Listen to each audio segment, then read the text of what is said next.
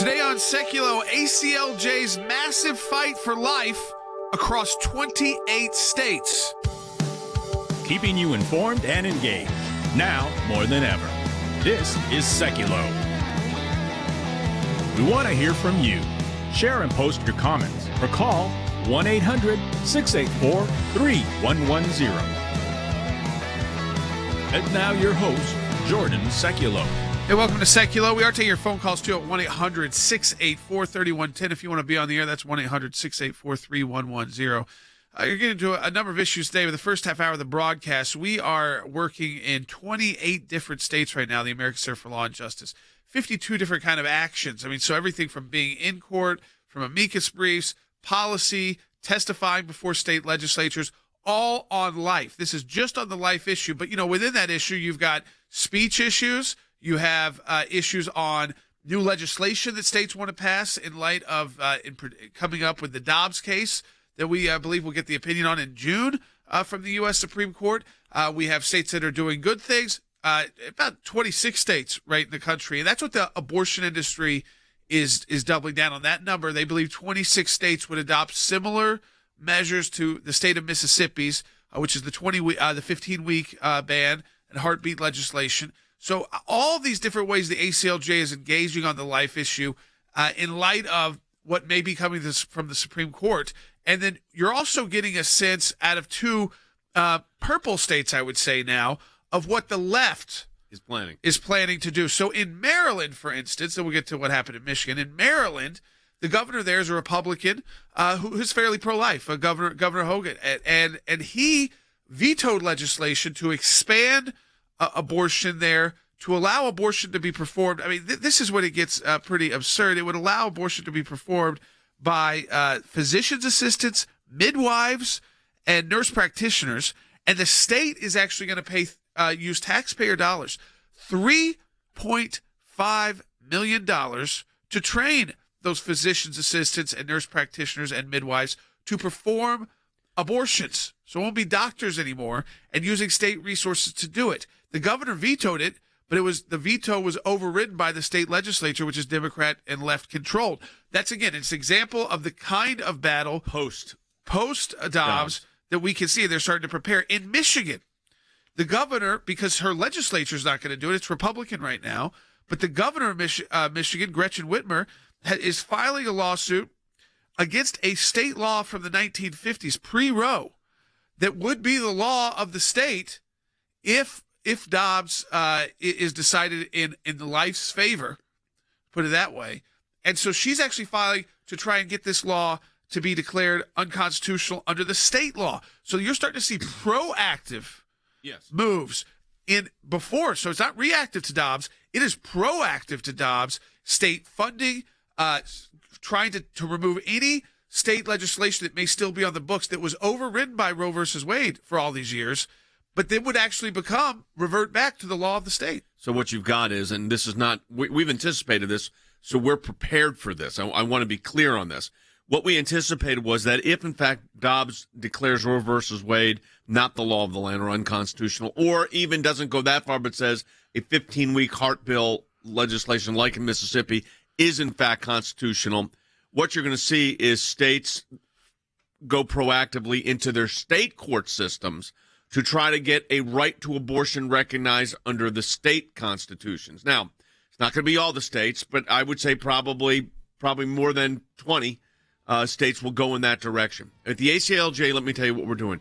We've got 52 matters we're involved in right now. We're involved in legislation and drafting legislation in a number of states currently, testifying currently, preparing for a Court of Appeals argument at the 8th Circuit Court of Appeals pending the disposition of Dobbs. So there's a lot where we represent South Dakota. There's a lot of activity going on. We're going to get into all of that, what it means, how we continue to stand for life, what it's going to look like post-Roe versus Wade. That's the key to all of this. So we want to take your phone calls as well. You may have questions about what's happening in your state on the life issue, 1-800-684-3110. And let me let you know as well, we're going to get into issues involving the economy and Syria and Russia and Ukraine, and how Syria is involved because the butcher of Syria now in charge of Ukraine for Russia. We'll talk about all of that today on the broadcast. Governor Whitmer and Planned Parenthood filing lawsuits to overturn a decades-old abortion ban on the books in Michigan. Whitmer says her decision is based on SCOTUS's willingness to overturn Roe versus Wade. She's the first governor to take this step since the U.S. Supreme Court signaled that it could weaken or even overturn Roe versus Wade. So why is this happening now? Well, the Supreme Court is expected to rule on Mississippi's ban on abortions after 15 weeks of pregnancy. And Whitmer is concerned that ruling could weaken Roe v. Wade, and abortion could become illegal in Michigan. Michigan actually has an abortion ban. It has been on the books since 1931, but it sat dormant since that Roe v. Wade decision back in 1973.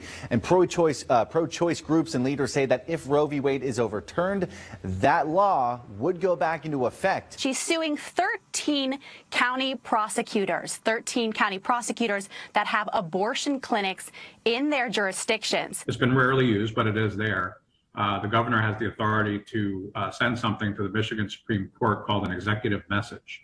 That means it would be up to the Michigan Supreme Court to decide if abortions are legal here. So the governor of Michigan has a constitutional ability to take on a constitutional question on behalf of the citizens of Michigan. So I can file this lawsuit because I've got the constitutional authority to do that. I also have tools to bypass the local courts and the Court of Appeals and go straight to the Michigan Supreme Court. They have never weighed in on this issue. It is absolutely imperative that they do, because we know that the Supreme Court, the U.S. Supreme Court, is going to be rendering a decision soon, whether it's a complete overturning of Roe or it is severely additionally undermining Roe. So she wants the Supreme Court, the highest court in the state of Michigan, to make a ruling to protect women's right to an abortion, so that if Roe versus Wade is overturned, it'll still be protected in her state.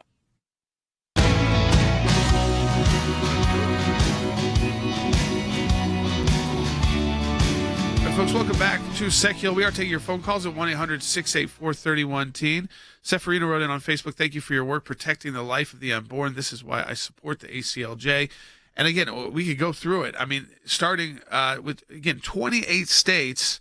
And within those states, some of those were doing multiple things, up to 5 different issues we're working on. So, you can start in Arkansas, where there's, again, you've got an issue involving a pro-life pregnancy center. And a law on a heartbeat bill. There's litigation there as well. There's also a Down syndrome abortion ban. In effect, that is being held at the Supreme Court pending Dobbs. So that's actually at the U.S. Supreme Court right now, pending Dobbs. In California, we filed on that one too. Yeah, and in California, we're just starting through the list alphabetically here, folks.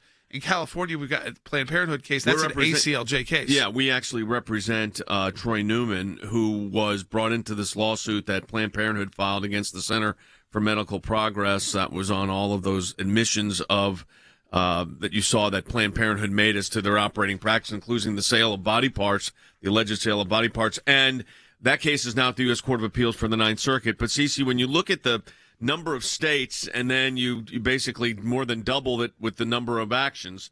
We got 28 states, 52 current actions that the ACLJ is working on. Right. The fight for life is definitely at a height, and it's going to continue. I know people keep thinking if Dobbs comes down and Roe v. Wade is overturned, the battle's over. But as we can see, it's not. Again, we have 28 states that we're currently fighting in, 52 actions. And I think that's going to just exponentially increase when the Dobbs decision comes down. I really do think what's going to happen is that the states of, like you said in Wisconsin, those states, and I'm looking at some of the ways they're phrasing it, I think what you're going to see happen is that they'll rely on their state constitutions as the basis upon which they will recognize a right to Roe versus Wade or an abortion right. Right. It will go to the state constitutions. And even as we see in Michigan, as I know you were talking about that issue going on in Michigan, the arguments that they're making in Michigan are basically the Roe arguments that are the bad arguments, the due process clause, the right to privacy, all these basically concocted rights. But they're going to, now we're going to see that battle at the state Supreme Courts. Yeah, I mean, I'm moving on. You can move to Colorado, a state life project they were working on, opposing a bill that would expand Roe. Again, that's question came in on Facebook on that. Issue. Yeah, Naomi, who's watched on YouTube, said, "Is Colorado paving the way for state laws?" I mean, yeah, you're in a state right now where they're proposing radical legislation on abortion, so it would actually be worse than Roe, which is very open-ended on its own. If you're just talking about Roe and not the cases that came subsequent to Roe, that started putting limits on abortion and partial birth abortion, and you're saying we're just going to expand Roe, and this is the issue we talked about. Dobbs, if we win that case, it's a huge win, whether Roe versus Wade is overturned or essentially gutted the law, and it's no longer a law that really governs the states. You're going to see some very good legislation in states, and we're going to get to those as well. There's states doing good things. It's not all bad. In fact, it's about half the states in the country, Yes. a little bit more, 26, that will want to put forward good pro-life legislation. Some will have to do steps to even alter their own state constitutions, where it's been slipped in there under some amendment in the last 40 years. And so, the Michigan law we're talking about dates back to the 1930s. Yeah, this was abortion. because originally prior to Roe versus Wade, the act of abortion was considered the taking of human life, and in almost every state was illegal, except usually life of the mother, and there were sometimes, and then exceptions for incest and rape. So generally, it was a prohibited activity. So if you roll back the Roe versus Wade law, and the other laws haven't been repealed, you end up with a pro-life. You can end up with a pro-life legislation in a state that's not pro-life. So that's why these governors that are anti-life are going to go in aggressively. And they're going to be aggressive. They are. And just like you said, life was protected because the issue was really about killing a baby. Instead of what they try to make it now, medical decisions or a healthcare decision. Abortion is not a healthcare decision. It is killing a baby. And they try to spin it and make it, reproductive healthcare and right to privacy. And so hopefully life will be protected once again. We've seen it in Maryland. Now we're seeing it in California, but this is interesting. It's a new blog that's going to go up on ACLJ.org. So going back to California, we have a lot of listeners there and supporters of the ACLJ in California. This is happening in your state legislature. So there's a law put forward by the Democrat majority committee in the state legislature there. And the Democrats analyzed this. They actually had their legal analysis done. And this is what they said. And I want to put this out there because we were flagged on Facebook because of this in Maryland. This is the Democrats' own legal analysis for the Democrat majority committee in California. And it stated, quote, the perinatal death language could lead to an unintended and undesirable conclusion. They go on. This is Democrats. Okay? It may not be sufficiently clear that perinatal death is intended to be the consequence of a pregnancy complication. Thus, this bill could be interpreted to immunize a pregnant person from all criminal penalties for all pregnancy-related outcomes, including the death of a newborn for any reason during the post-pregnancy period after birth, including a cause of death which is not attributable to pregnancy complications, thus child abuse. Yes. Malnutrition, intentionally killing that child would not be covered because they're using this new term, which we've been pointing out in Maryland, California, perinatal, which is at birth and post-birth. Yeah, and it could be up to a month after birth. And this is the one that did get flagged, by the way, on Facebook. So if you're on Facebook, head on over to Rumble because this could get flagged again. Who knows? But we're just going to tell you the truth. But what's interesting about this is that we are taking a very proactive position as well because we're looking at all these states where we can bolster our arguments. Right. So we've actually, once we identified this perinatal language, we have looked into every single state if they have legislation that includes this language. We have given them. Is there any other states? Yes, we have, and we've sent letters, and so we have a whole project that is informing all these states. Be careful about this because if you say perinatal, like Jordan said, yes, and if you say that is up to 1 month after birth. So if that baby is killed or dies for any reason, they're exempt from any criminal charges. I mean, think about that for a moment. And they thought they could, and here's where I'm really pleased with our legal team. They thought they could slip that in and it not get noticed. Yeah. And of course, as soon as we did point it out, by the way, again, I want to point this out because of the big tech censors. Facebook tried to flag it and say we were making a false statement, which, by the way, they had it correct and said we were not because our lawyers actually testified on it. So I want to be clear on that. Yeah, I mean, the problem is you have 20-year-old fact checkers in college who probably didn't look up the word perinatal versus prenatal, and it's intentionally being used by the abortion industry to cover late-term abortions or any kind of abortions at the state level in the states where they've got support. So what we have to look at this is say, Dobbs it'd be an incredible victory because you return the battle back to the states.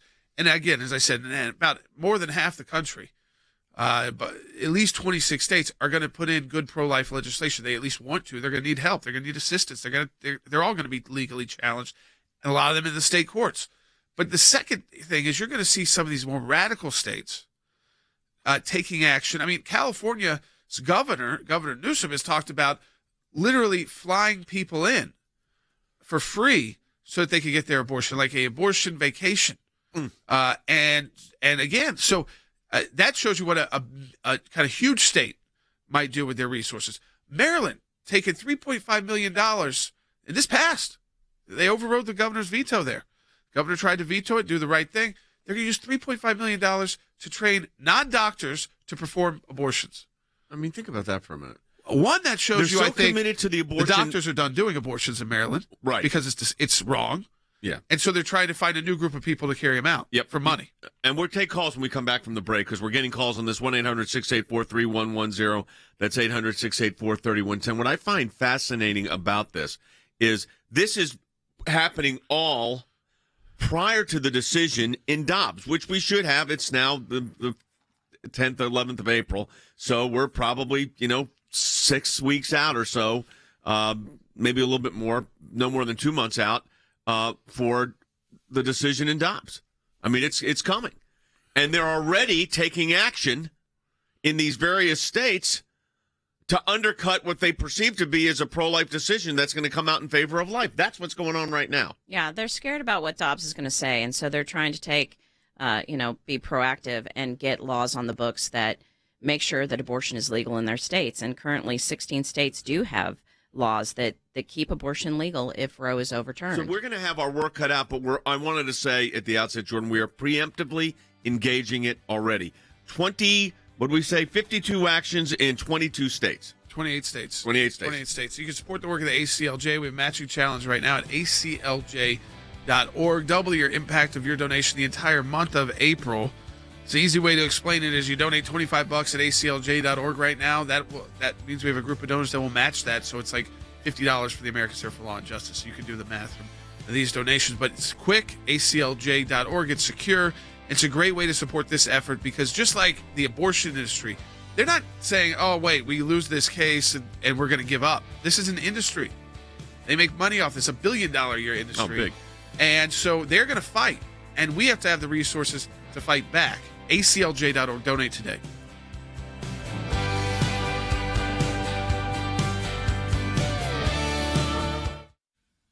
Can you tell me how many of your affiliates receive the majority of their revenue from abortion? I don't know that answer. Could you get it for me? I'll talk to my team. I think what we need to look at is the business of abortion. And the business of abortion starts with a sale. An organization is chopping up children and selling the body parts to the highest bidder. They can call it whatever they like. The reality is they've been caught red-handed. I was told it was just a blob of tissue.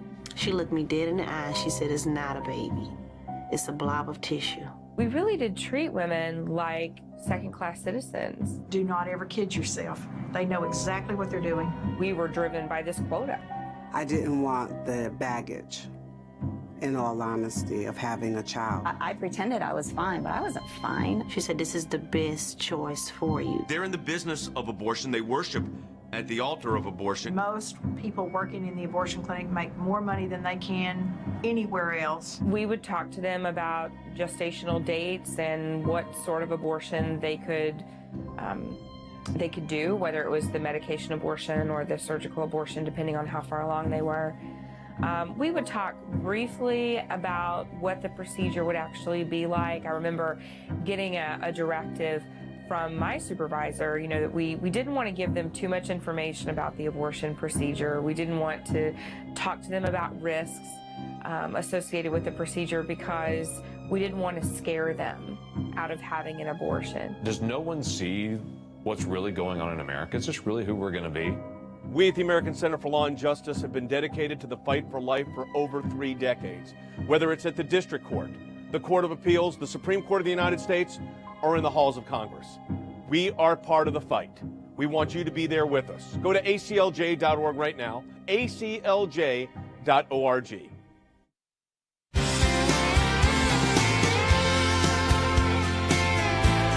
All right, welcome back to Sekulow. We're going to take your calls on this at 1-800-684-3110. That's 1-800-684-3110. Let's go first to Rena in California on line 3. Hi, Rena.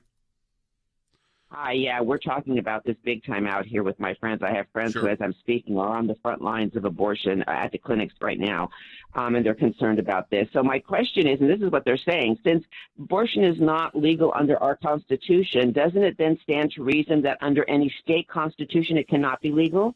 I mean, there'll be arguments made like that, but what we were just talking about this in the free speech context. Let me give you, for instance, we have the First Amendment free speech clause.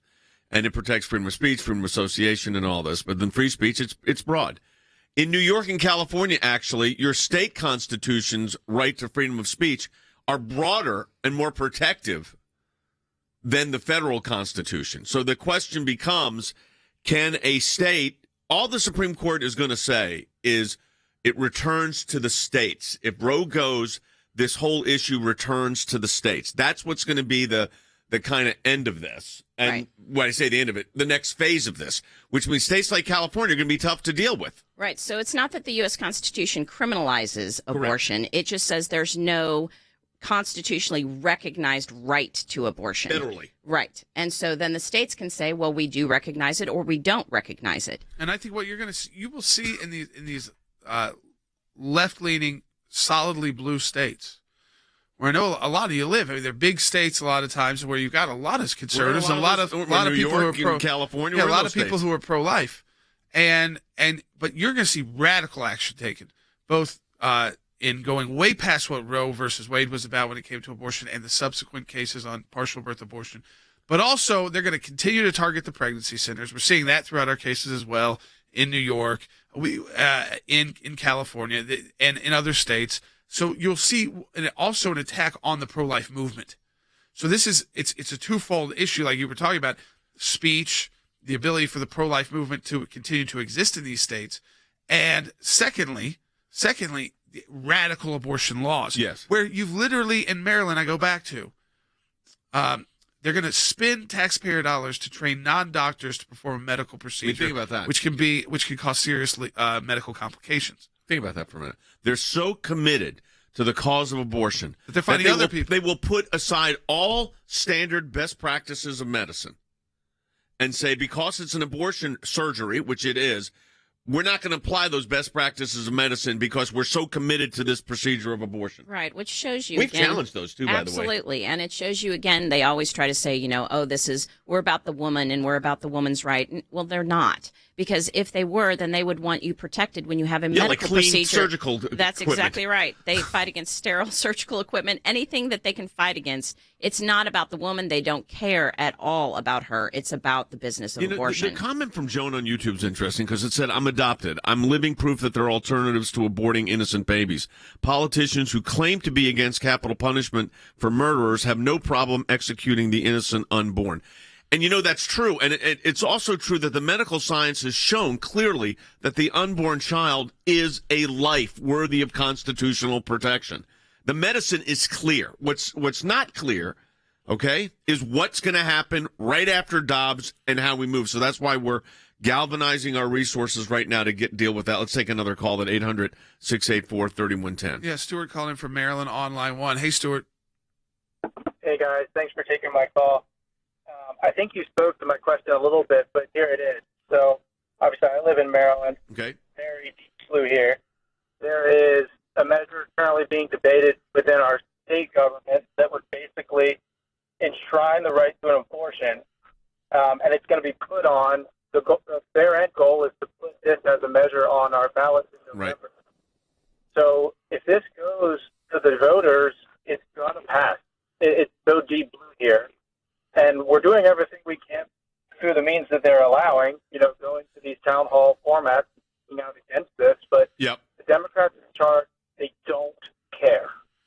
Yeah, well, no, I mean, listen, they are beholden to this industry. So that's why I keep telling everybody, we could have a great victory. It'd be worth celebrating because it will protect a lot of lives. I mean, in half the country, abortion is going to go down to a very, very small number. We're not going to see those hundreds of thousands number that we see every year. But what you are going to see in the deeply blue states is like what you're saying in Maryland, where they've pushed through on the training doctors to perform abortion. They're going to use your money as taxpayers to do that. But then the second, we're also involved in that legislation you talked about, Cece, because that's the legislation where they use that term perinatal, like California's trying to do as well, which would expand abortion right up until birth, and even after birth. Right. So it's not enough in some of these states that they've protected abortion. They want to make sure that they protect it, like you're saying, even after birth, because perinatal includes the month after a baby is born. And so a baby could be killed for any reason after that and be protected. Which is absurd because it complicates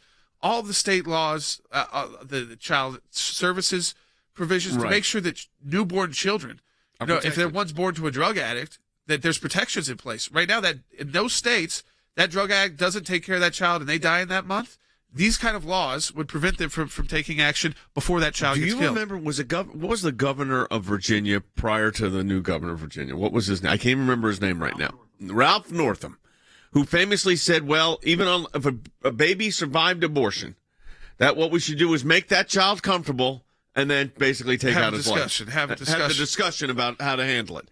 Now, look. That we said was absurd. Who could be thinking that way? Why in the world would anybody want to do that? Here's the reality. A lot of states legislators are looking at doing things like that. Yeah.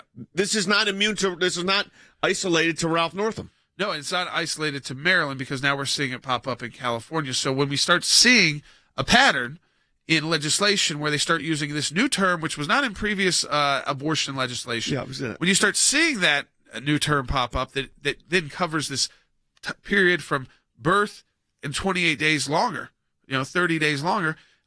This is something the abortion industry is obviously coordinating. So it is no accident, Cece, that the abortion industry decided to use the word perinatal, despite the fact that the censors at Facebook said it wasn't the way it was written. It was exactly how. In fact, they said there wasn't even a hearing, and of course there was a hearing in legislation. But using that word isn't. I mean, they're doing that intentionally. That's not an unintentional move. That's correct. That's intentional, and they know what they're doing. And again, it's because they're not even satisfied once they have legislation, because I believe Maryland already has legislation that protects the right to abortion. They want to expand it. So now they're going to make you pay for abortions. They're going to make insurance cover abortions. They're going to let non-physicians do abortions. You're just going to see it expand and expand and expand. Okay, so Lucian on Facebook said, when these laws are passed by the states and they are challenged in state court, is there any federal path for challenge at that point? Depending on what Dobbs decides, I think what we're going to find ourselves in is state courts, because there's going to be no federally recognized right to abortion. Thus, the question is going to be under their state constitution. Okay, under the state constitution, is there an authority to have this right to abortion recognized? And I think the reality is, this is my view, that we are going to be fighting in these states very, very aggressively. When we get next half hour of the program, I want to talk about what that looks like. But, folks, that's why we need your support at the ACLJ. Well, you got to think about this, too. You might have a very red state, but the way your Supreme Court may be set up that ultimately determines this might be very bizarre. Your elected officials might have a little role in that.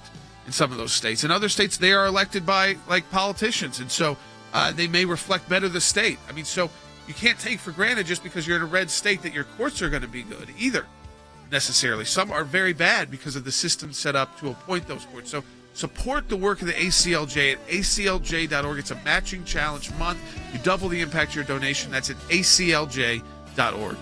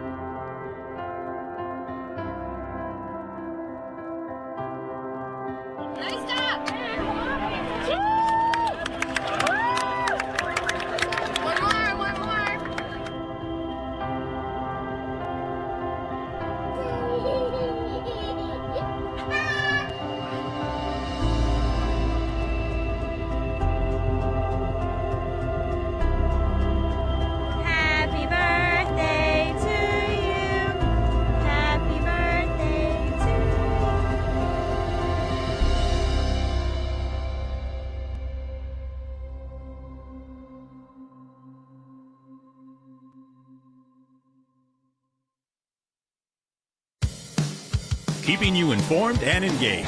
Now more than ever. This is Sekulow. And now your host, Jordan Sekulow. Hey, welcome back to Sekulow. We are taking your phone calls too, 1-800-684-3110. Tim, we wanted to put this out too for our listeners because it's important for people to know what it's like dealing with Planned Parenthood. If you dealt with them in the past, if you were someone who had one of these pregnancy issues and someone pointed you to Planned Parenthood, this could have been decades ago, and you're willing to share that story, share it with our audience. They need to know the truth. We put that out a lot through documentaries and through videos and interviews that people are, when they're willing to talk about their experience with these abortion providers and the pressure and the issues that go into it. 1-800-684-3110. If you want to tell people about that so that they understand who we're really up against in these battles. 1-800-684-3110. You just said who we're up against, and I think we need to be very clear on this too. Planned Parenthood, and Dan always talks about this, is ever present in Washington, D.C., on Capitol Hill. They've been able to keep their funding. Now, we saw some of it go down during the Trump administration, but they're able to keep their funding in place even when Republicans had the House and the Senate and the White House. So you got to understand something. If you think they're going to give up because the Supreme Court decision comes down, well, guess again. That's not going to happen now. It will change drastically the battle, and it'll focus the battle. But we're talking about, right now we're talking about 52 actions in 28 states. That will expand. To all 50. To all 50, sure. I am also looking at some of the cases that we're involved in right now. We just finished a trial for sidewalk counselors. Sidewalk counselors and crisis pregnancy centers seem to get the focus of the abortion litigation when it's not on some state constitutional ground, because the presence of the sidewalk counselor offering an alternative or the crisis pregnancy center offering hope and an alternative is something Planned Parenthood and these groups cannot deal. They do not like them to exist. Right, because it goes to their bottom line. When pregnant women who are considering abortion hear the alternatives and hear the truth, they genuinely and most likely change their opinion and keep the baby. And Planned Parenthood cannot have that happen. And remember, in California, the current HHS secretary put in place a law that required the pro-life crisis pregnancy centers to have advertisings up in their offices on where you could get an abortion. And we challenged that at the Supreme Court. I think we had 3 cases. All 3 of those were victories.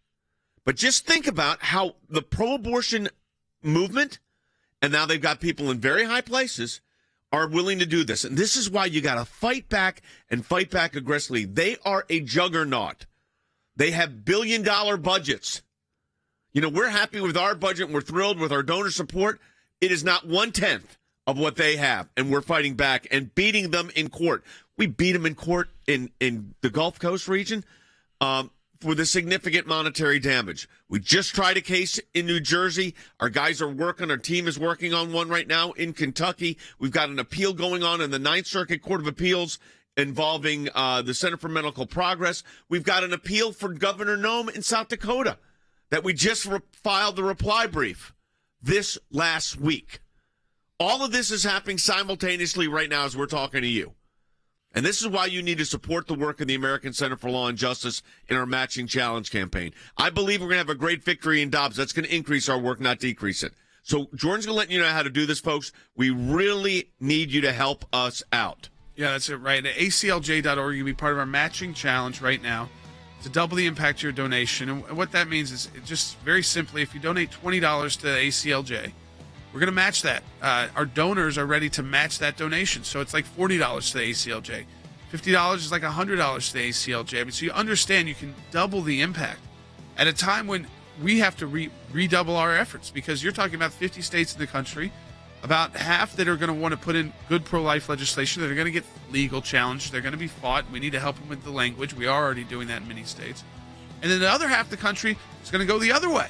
They want to use your taxpayer dollars to train non-doctors to do abortions. They want to use this new term perinatal to cover even post-birth killing of these children. So we have to be ready. Donate today at ACLJ.org. Help us prepare for the battle ahead. We do represent a nurse. She was met by the surgeon who knew of her objection, who said, "Don't hate me." And then she had to participate in what is, again, as it stands now, a legal killing under U.S. law of an innocent human being. This nurse did not want to file a civil lawsuit. We talked to her about that as an option. She didn't want to put her family through the anxiety and the rigors of what a civil lawsuit entails, especially when we were able to tell her there was now something called the Conscience and Religious Freedom Division, which would take her case and vindicate her rights against the University of Vermont. She filed a complaint with what was the newly formed at the time Conscience and Religious Freedom Division that was formed by the Trump administration, the HHS Office of Civil Rights. Her rights also were legally transgressed on, but that is not just a legal issue, that is a moral issue too, and there needs to be recourse, there needs to be right of action to protect people like this, because the legal issue and the morality of this abortion and of forcing people to perform abortions are inseparably connected. If a decades-old statute was violated, and if this nurse's fundamental rights were violated, as they clearly were in this case, it is their duty, Jordan, to enforce that law. What the Supreme Court had done in Roe v. Wade legalized abortion in the United States. But it was understood by people of goodwill on both sides that there were deeply held religious beliefs by millions of Americans against participating in this.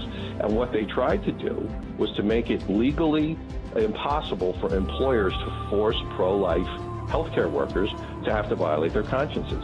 We had the government finally putting teeth in that amendment. Not exactly a shock. As of this week, that's over with. They don't believe that those rights should be protected. I mean, that's the bottom line. That's what the Department of Justice is saying. That is the outrage part of this.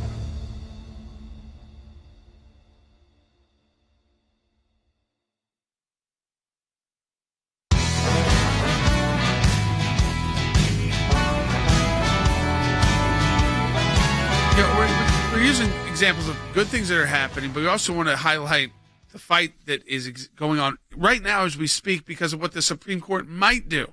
So when you go to Governor Whitmer in Michigan, and she can't go through her state legislature there because it's Republican, pro-life.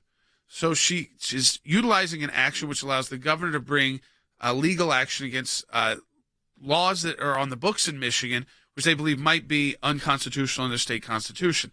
And so there's a 1930s law basically banning abortion, which would be the law of the land if the Supreme Court were to totally overturn Roe versus Wade or make it inoperable in the state of Michigan. So she explains why she's doing it, and on Twitter said, "Today I'm filing a lawsuit to keep abortion legal in Michigan because of SCOTUS' willingness to overturn Roe versus Wade.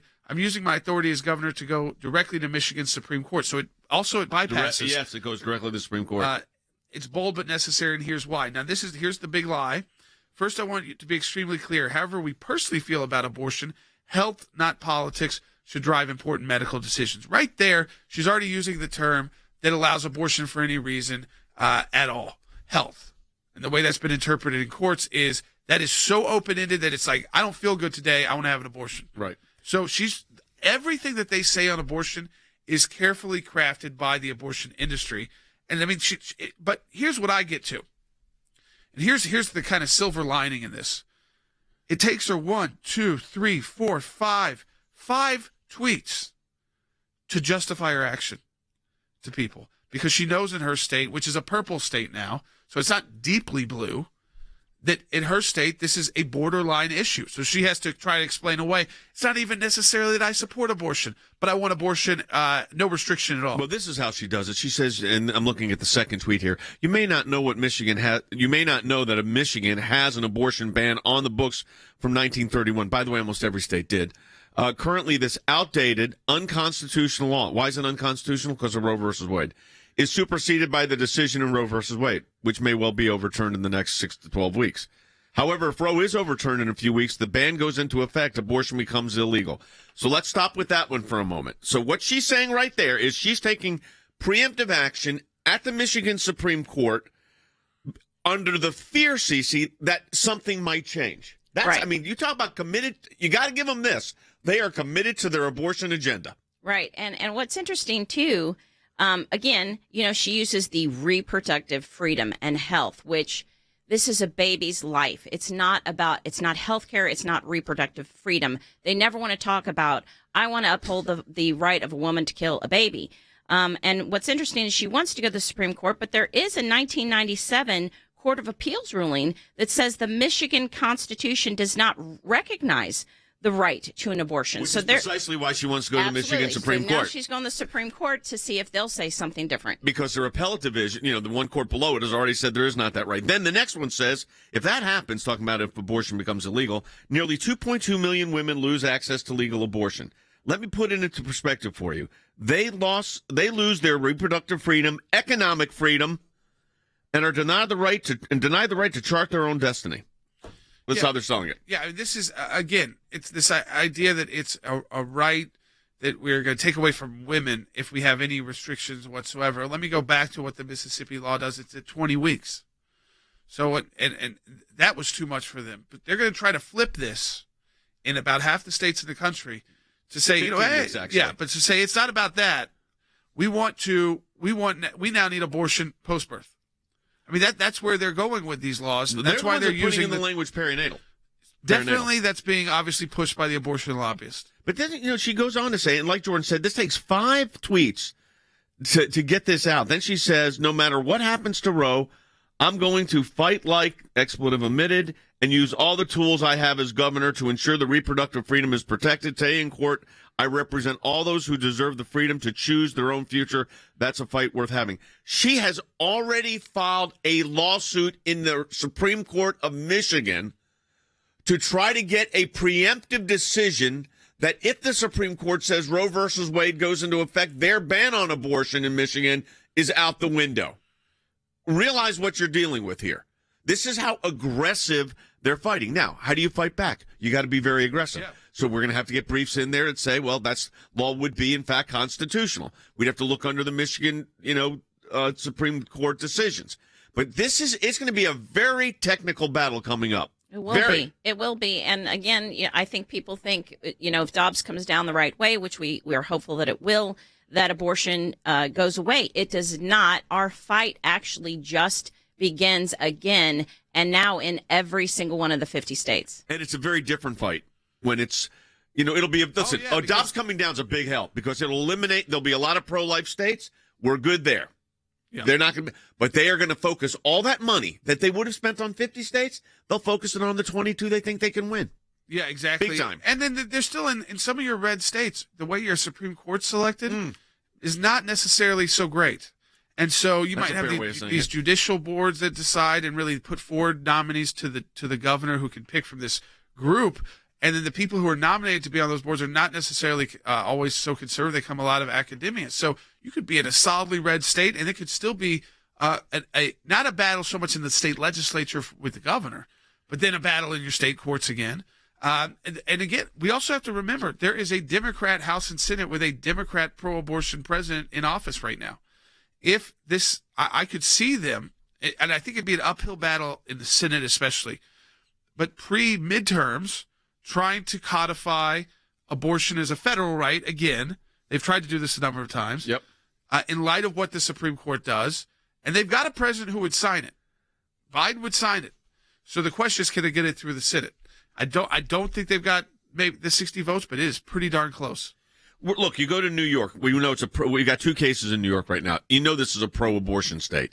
So in the first case, we got a board member of the Adirondack Pregnancy Center. Now these are the pro-life pregnancy centers. The centers received initial approval from the village to proceed with its building and operation. But the High Peaks Socialist Democrats of America is campaigning to have that approval rescinded. Yeah, so we're starting to see these groups from across the country, the communist groups, starting to lead opposition. So you see how it's the far left, again, which is really taking over the Democrat Party. Because as I said, if they could get through the legislation in the House and the Senate right now, they would. They would codify Roe as a federal right, so abortion is a federal right, and Biden would sign it right now. So we're going to have to watch that. So on the federal level, too, you have to watch very carefully because there's a couple squishy Republicans on that issue as well in the U.S. Senate. So they, I don't know if they can get through the 60 vote threshold. I don't think they can, but it would not.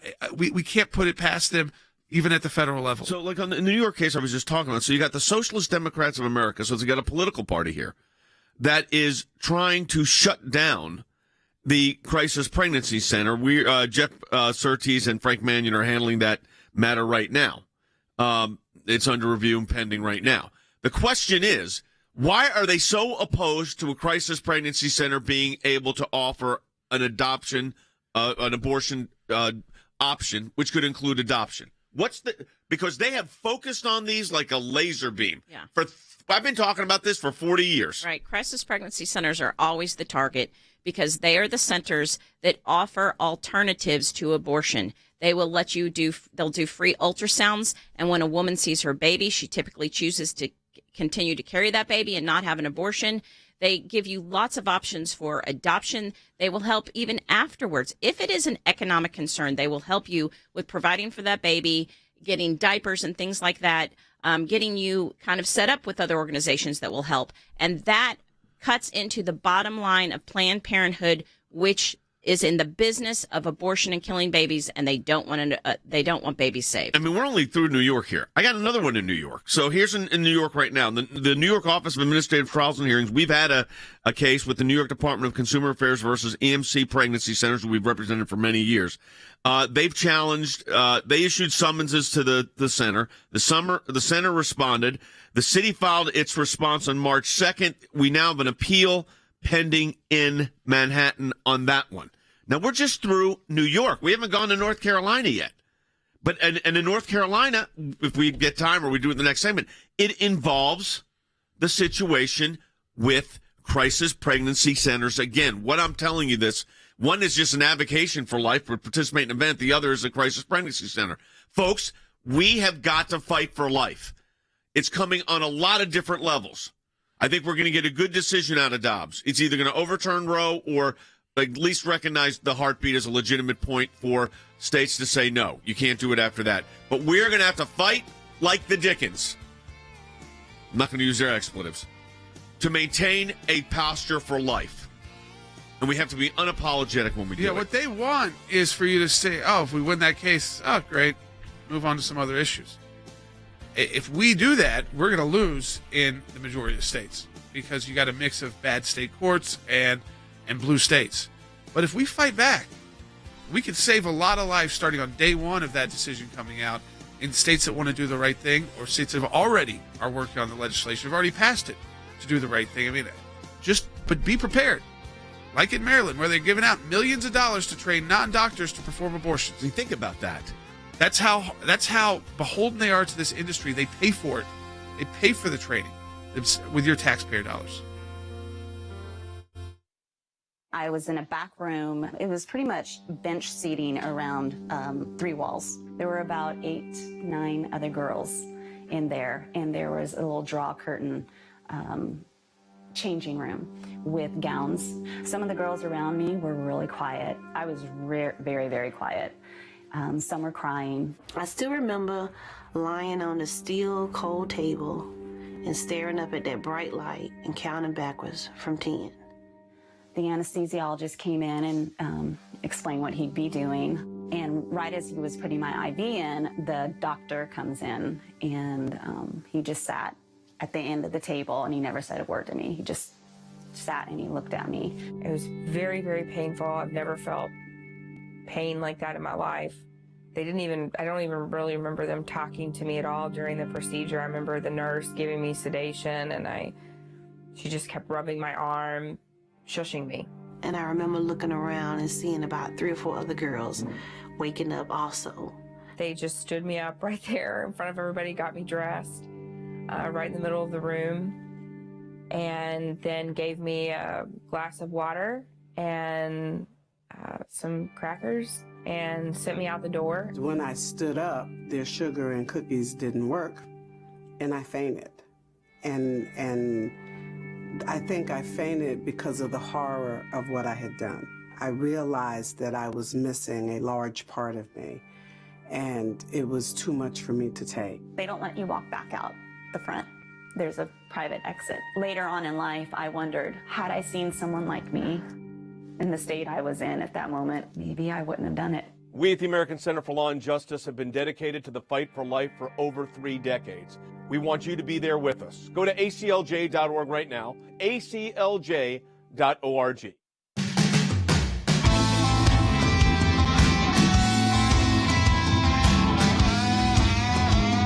All right, welcome back to Sekulow. We are taking your calls, 2-1-800-684-3110. That's 1-800-684-3110. I have to say, it's been a fascinating program. I hope people understand the scope and nature of what's really going on in this industry. It is bad news. Yeah, we're starting to see the left taking action in states. And then the Socialist Democratic Party getting involved? Yeah, I mean, which is more active in some of these, especially in states like New York, where you get these multi-political parties backing candidates. It happens on the right side, too. But, I mean, you got literally communists who are trying to oppose a pro-life pregnancy center. The idea that they want to shut down pro-life speech as well, they're not going to give up. And they find friendly states who will take on the fight. Yeah. I mean, states that are so friendly that they'll pay people for the abortion industry, which is flush with cash. It's $1 billion a year, just Planned Parenthood alone. I mean, they get nearly $500 million from our federal taxpayer dollars. And they're going to take more taxpayer dollars in the state of Maryland to pay non-doctors to train them to do abortions, which they'll get paid for. So understand, they're going to take your taxpayer dollars to train non-doctors to perform a medical procedure, invasive, could have serious complications, and then those people are going to charge money. It's like they're trying to ask them, here's a new career. And you have to wonder, too, there must be a real problem with the abortion industry finding actual doctors willing to do this in Maryland anymore. No, because they don't want to. But I was going to point out on this the proactive nature of what the ACLJ is doing, too. I'm holding my hand a brief that we filed with the Supreme Court of the United States. And by the way, it was against Health and Human Services Secretary Becerra. This was in defense of crisis pregnancy centers. We won the case at the Supreme Court of the United States. That was a victory. At the same time, Cece, you had a series of cases at the Second Circuit Court of Appeals, also where they were trying to target crisis pregnancy centers. So what Jordan says is exactly correct. Planned Parenthood has a plan, they have a strategy, and they always go to states or even counties within states that are pro-abortion leaning. And so we had this issue with laws going after crisis pregnancy centers in New York, in Austin, Texas, in California, and that was when they were trying to make them provide advertisement for abortion, and basically it's compelled speech. And we won in New York. And actually, that's the case. It's this pregnancy service center code that we actually won on, that now our client is back under that in New York, that we're fighting again. Fighting the same thing again. Now, look, let's go to North Carolina. A state employee was not permitted to take community service leave for participating in a 40 Days for Life activities outside of Planned Parenthood. So we've got a demand letter going out to that. We've also sent an open letters request, which is basically a Freedom of Information Act request. Also in North Carolina, agents of Preferred Women's Health Center, an abortion clinic, have been harassing our client to the point of publishing false and misleading information about him. We have sent what's called a preservation of evidence letter to the clinic and to Charlotte for Choice. Agents of the clinic and activist groups of the escorts have also been notified. We have been retained and we're representing this individual. In North Dakota, litigation over the past heartbeat bills in Arkansas and North Dakota resulted in the laws being enjoined, but with some good language in the Eighth Circuit about the need for Supreme Court to revisit the viability tests. That case is up. Now, that one cert was denied, but here's what's different. We now have another case in South Dakota, Jordan. This is important to point out, where we represent the governor. We were appointed by the Attorney General and the governor to represent their interests on an informed consent bill, requiring a third-party informed consent rather than just the abortion clinic, who doesn't really provide much information in our view. Yeah, that's right. And those are going to be, again, laws which states are also going to be able to enact much more easily in red states, in pro-life states, if the Dobbs case goes our way. And the Planned Parenthood knows that as well. So you're going to have informed consent laws that take you out of the abortion clinic. And so you go somewhere that, again, is neutral. And it just gives the facts. This is what the abortion is going to do. This is what, if you do an ultrasound, this is what your child looks like right now. And those kind of laws, on top of good restrictions, you could see very quickly the number of abortions go down in the United States, which is good considering the only two countries in the world that have similar laws to the United States are North Korea and China. I mean, that's who we're in the company of. People think Europe is so liberal. They already have these laws. They have very similar laws to Mississippi in most European countries. In the most liberal of European countries, they have these kind of restrictions at 15 or 20 weeks, very early in pregnancy. 12 weeks. I think a lot of them in the European countries is at 12 weeks, and then it's got to be for, real medical problems after that. So you look at Pennsylvania, where we've got 5 active cases, 5 in Pennsylvania. One of them is we represent, and these are sophisticated cases, folks. We represent an OBGYN practice associated with a hospital that was acquired by Penn State. The state is now not recognizing the conscience protections of these OBGYNs to not engage in abortion procedures. We have already opened our investigative process.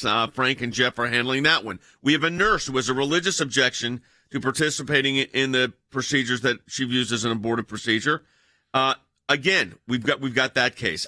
Kelly Ortiz, an emergency room physician. So nurses and doctors, medical professionals at a private university hospital does not want to prescribe a particular medication that induces the abortion. She's concerned the hospital will not accommodate her religious beliefs. This is just in Pennsylvania. But here's also, Jordan, go to South Carolina, the South, a pro-life state. We have 2 cases there. Planned Parenthood of South Atlantic versus Wilson. They challenged the post-heartbeat bill ban provision of the South Carolina Heartbeat Act. The federal district court granted a preliminary injunction, not just against the ban section, but against the entire act, which contains independently functioning and valuable provisions. We're filing briefs in that case. This is in South Carolina. You'd think you would have a friendly audience. That's why, folks, we are going to have to fight aggressively. I can't get through the entire, all 52 states, all 52 actions today. No, we can't do that on the broadcast today, but it gives you the breadth of the different kind of cases and issues that you have to deal with when you're dealing with an industry. And you are the opponent of this industry, and you are, in a sense, you're at the forefront of defunding, at the forefront of saying, and now the battle could very well shift out of Washington, D.C. to your hometowns. And like Cece said, and it's important to point out, it's not even just state level. They look at counties, cities, like the city of New York, that will be more friendly to them, with commissions and councils that will be more friendly. And that's where they try to take their more extreme actions or try to silence the pro-life viewpoint completely and treat it as somehow a different kind of speech in the United States of America. I think that what we have to be clear here is that this is a fight, A, worth fighting, B, that's going to get very intense. Yes. Post-Dobbs. We have to be clear on that. It's going to get very intense. Now, with Dobbs, I'm expecting a great victory, but we have to be prepared for a real battle on a lot of different levels. Right. Policy, litigation, information, across the board. Right. And not just in the states we think are pro-abortion, but just like Jordan has said, the ones that are pro-life, because they want to make sure they have good laws in place. So we'll be helping them as well. Yep. So, folks, again, I encourage you to support our work. I mean, it's an issue that is going to get really nasty. It's going to get, they're going after people personally in some of our cases, like we just went through. I mean, personal defamation of individuals running pro-life pregnancy centers. So you have to double down for this battle if you really want to take on the abortion industry. But I believe, and I think you believe, everybody I'm talking to right now, that it's worth it because you're saving lives, human lives, American lives. So you support the work of the ACLJ at aclj.org. We're a matching challenge the entire month of April, so you can double your impact there. It's a great time to support our work and make sure that if we get this victory at the federal level, the Supreme Court, we're ready to go across the country in all 50 states.